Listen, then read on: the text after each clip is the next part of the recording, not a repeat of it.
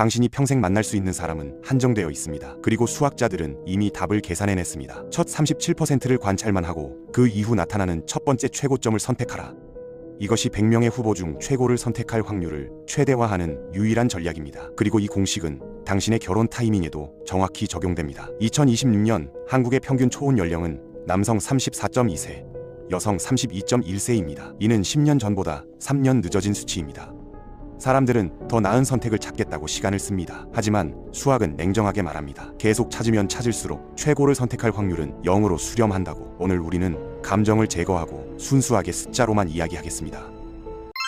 당신이 언제 결혼해야 하는지, 지금 만나는 사람과 결혼해야 하는지, 아니면 계속 찾아야 하는지 수학이 정확한 답을 갖고 있습니다. 1960년 수학자들은 이런 문제를 풀었습니다. 당신은 100명의 비서 지원자를 면접해야 합니다. 규칙은 간단합니다. 지원자를 한 명씩 순차적으로 만나고 각 면접 직후 즉시 채용 또는 거절을 결정해야 합니다. 한번 거절한 지원자에게 다시 돌아갈 수 없습니다. 그리고 당신은 최고의 지원자를 뽑고 싶습니다. 어떻게 하시겠습니까? 첫 번째 사람이 괜찮아 보이면 바로 채용할까요? 하지만 뒤에 더 나은 사람이 있을 수 있습니다. 그렇다고 계속 거절하며 관찰만 하면 어느 순간 최고의 후보를 이미 지나쳤다는 걸 깨달을 때 이미 늦습니다. 이것이 바로 최적정지 문제입니다. 그리고 수학자들은 정확한 답을 찾았습니다. 답은 이렇습니다. 전체 후보의 37%를 관찰 전용으로 사용하세요. 그 기간 동안은 누가 나와도 채용하지 않습니다. 단지 기준점을 설정하는 겁니다. 그리고 37% 이후부터는 지금까지 본 사람 중 최고라고 판단되는 첫 번째 사람이 나타나면 즉시 채용하는 겁니다. 이 전략을 따르면 100명 중 진짜 최고를 선택할 확률이 약 37%로 최대화됩니다. 왜 하필 37%일까요? 이건 수학 상수 2와 관련이 있습니다. 정확히는 2분의 1 약 0.368입니다. 이 숫자는 우주의 여러 최적화 문제에서 반복적으로 등장하는 마법의 숫자입니다. 그런데 여기서 중요한 질문이 생깁니다. 이것이 비서 채용 문제가 아니라 배우자 선택 문제에도 적용될까요? 답은 예입니다. 그리고 2026년 현재 데이터는 이 이론이 정확히 작동한다는 것을 보여줍니다. 자, 이제 구체적으로 계산해 봅시다. 먼저 당신이 연애 시장에 진입하는 시점과 퇴장하는 시점을 정해야 합니다. 대부분의 사람들에게 이는 대략 18세부터 40세까지입니다. 22년입니다. 22년의 30%는 약 8.1년입니다. 18세에 8.1년을 더하면 26.1세입니다. 수학적으로 정확한 답은 이겁니다. 26세까지는 탐색 페이지입니다. 이 기간 동안 당신은 다양한 사람을 만나며 기준점을 설정합니다. 좋은 사람이 무엇인지 학습하는 겁니다. 이 기간에는 아무리 좋은 사람을 만나도 결혼하지 않습니다. 왜냐하면 당신은 아직 비교 데이터가 충분하지 않기 때문입니다. 그리고 26세 이후부터는 전략이 바뀝니다. 이제 당신은 지금까지 만난 사람들 중 최고라고 느껴지는 첫 번째 사람을 만나면 그 즉시 결정해야 합니다. 2026년 데이터를 봅시다. 통계청 자료에 따르면 실제로 결혼한 커플들의 만족도를 분석했을 때 여성 27에서 29세, 남성 29에서 31세에 결혼한 그룹의 장기 만족도가 가장 높게 나타났습니다. 이건 우연이 아닙니다. 이 연령대는 정확히 37% 룰의 실행 구간입니다. 너무 이른 결혼의 문제는 명확합니다. 비교 대상이 부족해서 지금 만난 사람이 정말 좋은 사람인지 판단할 수 없습니다. 20대 초반에 만난 첫 연애 상대와 결혼한다면 당신은 샘플 사이즈 하나로 평생을 결정하는 겁니다. 통계적으로 위험한 선택입니다. 반대로 너무 늦은 결혼도 문제입니다. 35세가 넘어가면 무슨 일이 벌어질까요? 수학적으로 이미 최고점을 지나쳤을 확률이 급격히 증가합니다. 구체적으로 계산하면 40세 시점에서 최고의 배우자를 선택할 확률은 5% 미만으로 떨어집니다. 왜냐하면 당신이 만날 수 있는 사람의 대부분을 이미 지나쳤고 남은 풀은 통계적으로 최고일 가능성이 낮기 때문입니다. 물론 현실은 이론보다 복잡합니다. 여러 변수를 조정해야 합니다. 첫 번째 변수, 총 만날 수 있는 사람 수입니다. 100명의 비서 문제는 간단하지만 당신은 평생 몇 명이나 만날 수 있을까요? 2026년 데이트 앱 데이터를 분석한 결과 평균적인 사용자는 약 50에서 80명의 프로필과 실제 대화를 나누고 그중 15에서 25명과 실제로 만나며 그중 5에서 10명과 진지한 관계를 경험합니다. 만약 당신이 더 적극적이어서 평생 20명과 진지하게 사귄다고 가정하면 37%는 7, 8번째입니다.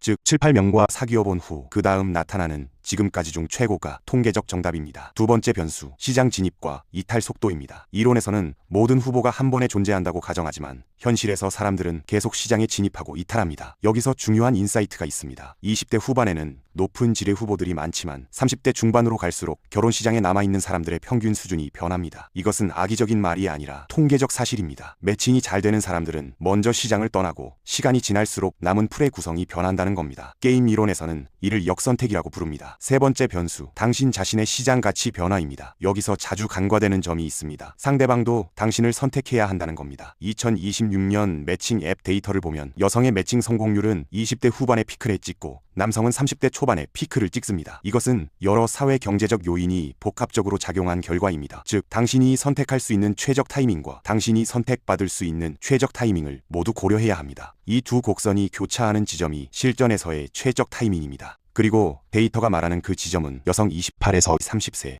남성 30에서 32세입니다. 여기서 흥미로운 역설이 발생합니다. 만약 모든 사람이 37% 룰을 따른다면 어떻게 될까요? 시장 전체가 왜곡됩니다. 이것이 내시 균형의 문제입니다. 모두가 최적 전략을 따르면 아무도 최적 결과를 얻을 수 없습니다. 구체적인 예를 들어봅시다. 만약 모든 남성이 27세 여성을 타깃으로 한다면 27세 여성들은 선택지가 폭발적으로 늘어나고 협상력이 극대화됩니다. 반대로 31세 여성은 선택지가 급감합니다. 마찬가지로 모든 여성이 30대 초반 안정적 남성을 선호하면 그 그룹의 경쟁은 과열되고 20대 후반 남성이나 30대 후반 남성은 상대적으로 소외됩니다. 이것이 2026년 현재 우리가 목격하는 현상입니다. 특정 연령대에 수요가 집중되고 그 밖의 구간은 급격히 어려워집니다. 게임 이론이 제시하는 해법은 이겁니다. 시장이 선호하는 타이밍보다 약간 앞서거나 뒤에서 움직이면 경쟁이 덜한 구간에서 더 좋은 매칭을 얻을 수 있습니다. 역설적으로 모두가 최적이라고 생각하는 지점을 피하는 게 실제 최적일 수 있다는 겁니다. 하지만 이것은 고급 전략이고 대부분의 사람들에게는 기본 37% 룰을 따르는 것만으로도 충분히 유리합니다. 이론은 아름답지만 현실은 어떨까요? 2024년부터 2026년까지 주요 매칭 앱들의 데이터를 분석한 결과가 있습니다. 수십만 건의 매칭과 그 결과를 추적했습니다. 놀라운 발견이 있었습니다. 실제로 결혼에 성공한 커플들의 패턴을 보면 평균적으로 여성은 7.2명, 남성은 8.5명과 진지한 관계를 경험한 후 배우자를 만났습니다. 20명 중 37%는 7.4명입니다. 데이터가 이론을 정확히 뒷받침합니다. 더 흥미로운 건 타이밍입니다. 결혼 후 5년 시점의 관계 만족도를 조사했을 때 여성 26에서 30세, 남성 28에서 32세에 결혼한 그룹이 가장 높은 점수를 기록했습니다. 이들은 너무 이른 결혼의 후에도 너무 늦은 결혼의 타협도 적었습니다. 반면 22세 이전에 결혼한 그룹은 더 많은 사람을 만나봤어야 했다는 후회가 높았고 35세 이후에 결혼한 그룹은 선택지가 제한적이었다는 인식이 높았습니다. 수학이 예측한 대로입니다. 또 다른 데이터를 봅시다. 지금 만나는 사람이 지금까지 만난 사람 중 최고라고 느낀 시점에 결혼을 결정한 커플들의 장기 만족도가 조건을 따져서 합리적으로 선택했다는 커플들보다 평균 23% 높았습니다. 이것이 시사하는 바는 명확합니다. 완벽한 체크리스트를 만들어 점수를 매기는 것보다 충분한 경험 후 직관적으로 최고라고 느끼는 순간을 신뢰하는 것이 통계적으로 더 나은 결과를 만듭니다. 이 이론도 명확하고 데이터도 뒷받침하는데 왜 사람들은 이 룰을 따르지 않을까요? 첫 번째 이유, 매몰 비용의 오류입니다. 3년을 사귄 연인이 있습니다. 괜찮은 사람이지만 지금까지 중 최고는 아닙니다. 어떻게 하시겠습니까? 대부분의 사람들은 3년이나 투자했는데라며 관계를 이어갑니다. 하지만 수학은 냉정합니다. 과거에 쓴 시간은 이미 회수할 수 없는 매몰 비용입니다. 미래 의사결정에 포함시켜선 안 됩니다. 37% 룰의 핵심은 지금까지 중 최고가 나타나면 즉시 선택하고 아니면 즉시 떠나는 겁니다. 망설임은 확률을 낮춥니다. 두 번째 이유, 선택의 역설입니다. 2026년 현재 평균적인 데이트 앱 사용자는 하루에 30에서 50개의 프로필을 봅니다. 한 달이면 900에서 1500명입니다.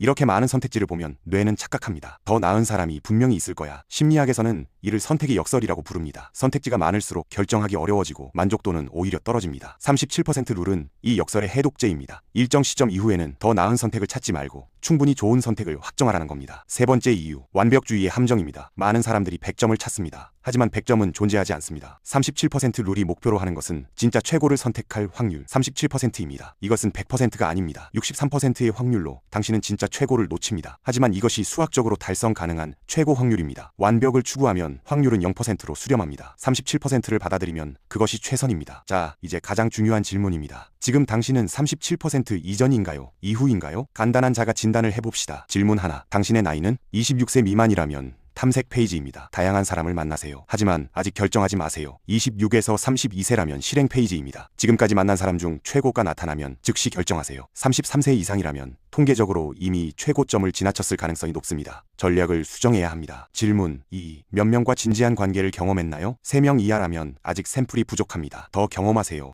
4명에서 8명이라면 적정 구간입니다. 다음 최고가 정답일 확률이 높습니다. 9명 이상이라면 이미 충분한 데이터가 있습니다. 괜찮은 사람에서 정지하세요. 질문 3. 지금 만나는 사람이 있나요? 있고 지금까지 중 최고라고 느낀다면 수학은 말합니다. 지금 결정하세요. 과거에 더 나은 사람이 있었다면 통계적으로 계속 찾는 것이 맞습니다. 없다면 지금까지 중 최고를 만나면 즉시 결정하세요. 만약 당신이 이미 33세가 넘었다면 어떻게 해야 할까요? 최적정지 이론에는 후속 전략이 있습니다. 전략 1. 임계값 낮추기입니다. 37% 룰은 지금까지 중 최고를 찾는 전략입니다. 하지만 시간이 지나면 지금까지 중 상위 20%로 기준을 낮춰야 합니다. 왜냐하면 남은 시간과 남은 후보 수가 줄어들기 때문입니다. 완벽을 기다리면 아무것도 선택하지 못합니다. 전략 2. 시장 확장입니다. 당신이 만날 수 있는 총 인원 N을 늘리세요. 새로운 취미 활동, 새로운 사회 네트워크, 지리적 확장, 연령대 확장 등으로 풀을 넓히면 37% 계산이 다시 유효해집니다. 만약 앞으로 10명을 더 만날 수 있다면 그중 첫 3, 4명은 관찰하고 그 다음 최고를 선택하는 겁니다. 전략 3. 변수 재조정입니다. 당신이 생각하는 최고의 정의를 재점검하세요. 외모, 수입, 학력 같은 객관적 스펙으로 순위를 매기면 영원히 더 나은 사람이 있습니다. 하지만 나와의 궁합, 대화의 질, 가치관의 일치 같은 주관적 요소로 재정의하면 지금까지 중 최고가 누군지 명확해질 수 있습니다. 여기까지 우리는 완벽하게 합리적으로 이야기했습니다. 하지만 수학이 놓치는 게 있을까요? 있습니다. 첫째, 타이밍의 우연성입니다. 37% 룰은 당신이 만나는 순서가 랜덤이라고 가정합니다. 하지만 현실에서 진짜 최고인 사람이 우연히 24세에 나타날 수도 36세에 나타날 수도 있습니다. 확률을 최대화하는 것과 운이 좋은 것은 다릅니다. 둘째, 상대방의 의지입니다. 이론은 당신만 선택한다고 가정합니다. 하지만 상대방도 당신을 선택해야 합니다. 그리고 상대방도 자신의 37% 룰을 따르고 있습니다. 서로의 타이밍이 맞아떨어지는 것, 그것은 수학을 넘어선 영역입니다. 셋째, 사랑이라는 변수입니다. 수학은 최고를 객관적으로 정의할 수 있다고 가정합니다. 하지만 사랑은 측정 가능한가요? 어쩌면 지금까지 중 최고라는 느낌 자체가 당신의 뇌가 이 사람과 함께하고 싶다는 신호를 보내는 것일지도 모릅니다. 그렇다면 37% 룰은 수학이 아니라 직관을 언제 신뢰해야 하는지 알려주는 타이밍 가이드인 셈입니다. 결국 핵심은 이겁니다. 완벽한 사람을 찾을 수 있다는 환상을 버리세요. 수학은 말합니다. 진짜 최고를 선택할 확률은 최대 37%라고. 하지만 역설적으로 이것이 희망입니다. 당신은 모든 사람을 만나볼 필요가 없습니다. 충분한 경험 후 직관이 이 사람이다 라고 말하는 순간을 신뢰하면 됩니다. 2026년 현재 데이트 앱은 하루에 수십 명의 프로필을 보여줍니다. AI 매칭은 99% 궁합을 약속합니다. 하지만 선택지가 많아질수록 사람들은 더 선택하지 못합니다. 역설적으로 선택을 제한하는 것, 일정 시점 이후 더 나은 것을 찾지 않는 것, 그것이 통계적으로 최선의 결과를 만듭니다. 당신이 지금 27세이고 지금까지 6명과 사귀었고 지금 만나는 사람이 그중 최고라고 느낀다면 수학은 명확한 답을 줍니다. 정지하세요. 더 찾지 마세요. 통계적으로 그 사람이 정답일 확률이 가장 높습니다. 당신이 지금 32세이고 계속 더 나은 사람을 찾고 있다면 수학은 경고합니다. 당신은 이미 최고점을 지나쳤을 가능성이 높습니다. 다음 만나는 괜찮은 사람에서 정지하지 않으면 확률은 계속 떨어집니다. 1960년 수학자들이 푼 비서 문제는 단순한 이론 게임이 아니었습니다. 그것은 불확실성 속에서 최선의 선택을 하는 방법에 대한 인류의 질문이었습니다. 그리고 2026년 그 답은 여전히 유효합니다. 37%. 당신이 경험할 수 있는 것의 37%를 경험한 후 그 다음 최고점에서 정지하세요. 너무 이르지도 너무 늦지도 않은 그 순간, 충분히 알지만 아직 너무 많이 알지 않은 그 순간, 직관이 이 사람이다 라고 속삭이는 그 순간, 그때가 수학이 말하는 최적의 타이밍입니다. 완벽한 사람은 존재하지 않습니다. 하지만 완벽한 타이밍은 존재합니다. 그리고 그 타이밍을 계산하는 공식을 당신은 이제 알고 있습니다. 남은 것은 용기입니다. 확률 37을 받아들이고 63%의 불확실성을 감수하며 그럼에도 불구하고 선택하는 용기. 수학은 여기까지만 도와줄 수 있습니다. 나머지는 당신의 몫입니다. 지금 당신 곁에 있는 그 사람, 지금까지 만난 사람 중 최고라고 느껴진다면, 그리고 당신이 이미 탐색 페이지를 지났다면 수학은 말합니다. 정지하세요. 그것이 통계적으로 최선의 선택입니다.